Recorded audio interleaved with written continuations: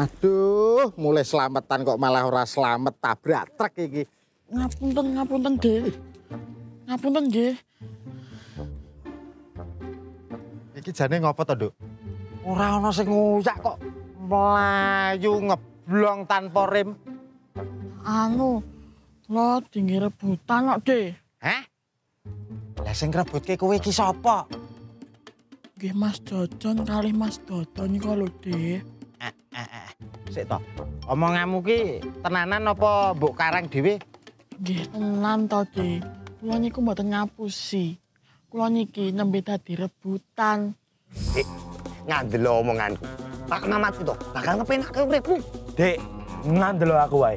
Pak Memet ora nggur ngepenake uripmu, ning gawe bangga kowe. Dek, Pak Mamat itu sekolah gratis, berobat gratis.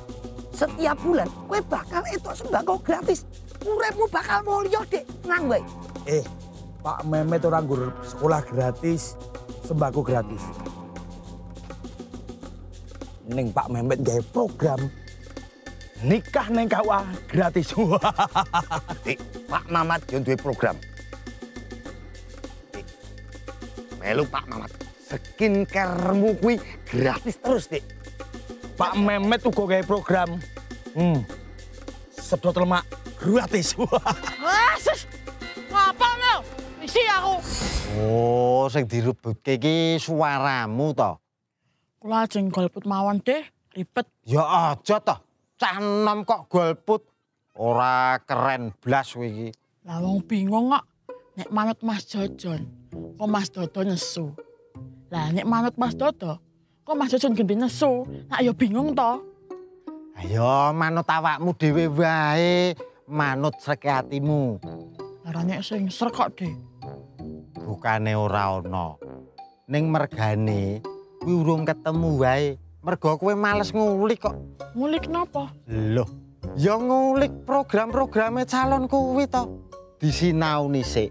Visi misine, janji-janjine kuwi masuk akal apa ora. Terus sing dijanjekke kuwi sok bakale nguntungke karo awake dhewe apa ora ngono lho. Wis gah, Dek. Ameh golput wae. Ribet. Aja rugi kowe engko yen golput. Lah rugi napa to, Dek?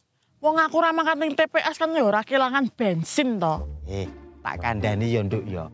Sing jenenge milih pemimpin kuwi tak ibaratke kaya petani ngono kae lho.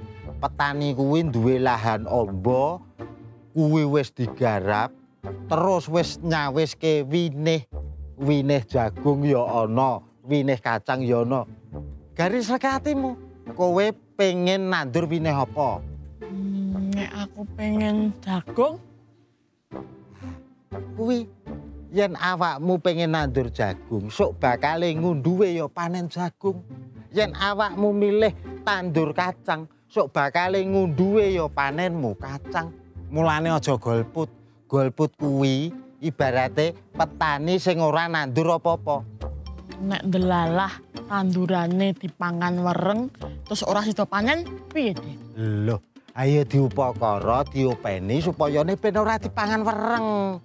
Lah nek pas wayah panen tandurane dipangan tikus. Terus? Loh, ayo dijaga diopeni supayane ora dipangan tikus. Lah nek tikuse ngeyel terus akeh. Ora. Jane iki kowe iki pengen nandur kacang apa jagung? Jagung. Nah, aman kuwi, Nduk.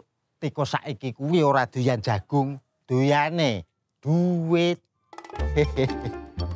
Wis, kasih tau golput aku.